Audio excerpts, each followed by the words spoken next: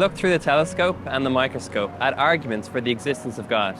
And as interesting or compelling as they might be, they are out there arguments.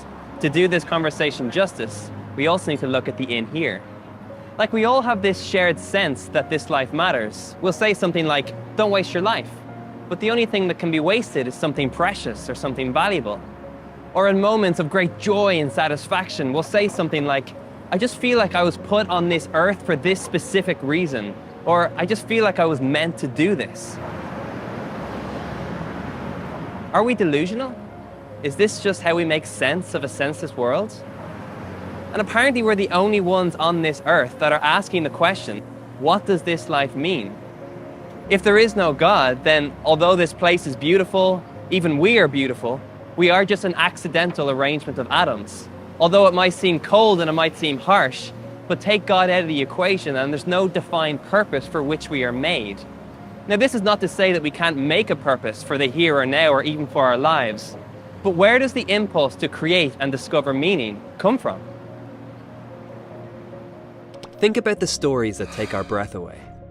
Are they not just merely words and themes designed to provoke a reaction in the brain, driving us to believe we can create a better world? What about love? In a world without design or intention, love is simply a biochemical response. But if life is just chemistry or biology, then why, when we sit at a hospital bed beside the one we love, is the sound of the heart monitor the most important sound in the world? Why does each beep matter? When tragedy hits us, from the death of a loved one or even a really bad breakup, we'll say that we're brokenhearted. But what does that mean? Our hearts are still beating fine. The problem is with something else we call our hearts, that center of ourselves, that place which is our innermost being. It's in this place where we feel the deepest pain of those we have lost, and the absence of what we truly long and desire for. But why do we have these longings and desires? How would we explain them? On the one hand, we have physical longings, like hunger. Like right now, I long for a chocolate cone with vanilla ice cream. And just because I long for it doesn't necessarily mean that I'll get it. But is it not true that my appetite for food means that food exists? And on the other hand, we have longings and desires that go much deeper, emotionally and spiritually. Like we'll have a picture in our head of what our future could be, or we long to be part of something bigger than ourselves, or we might have a desire to do something with our life that makes a lasting impact. Is our hope for something truer, deeper, more fulfilling a clue to the existence of something else or someone else? C.S. Lewis, the author of the Chronicles of Narnia, once said, "If I find in myself desires which nothing in this world can satisfy, the only logical explanation is that I was made for another world."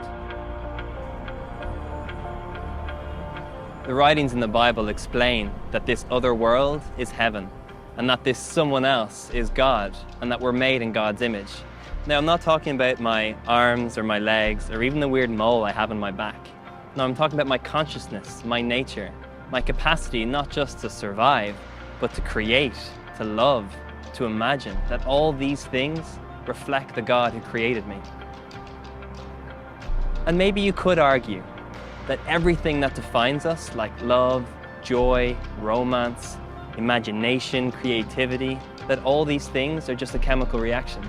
But how extraordinary is it that a universe would come from nothing and produce the impossible yet ideal conditions for life to exist, that humans would form as a result, and look at themselves and others and say that this improbability means nothing, because we live like it means everything.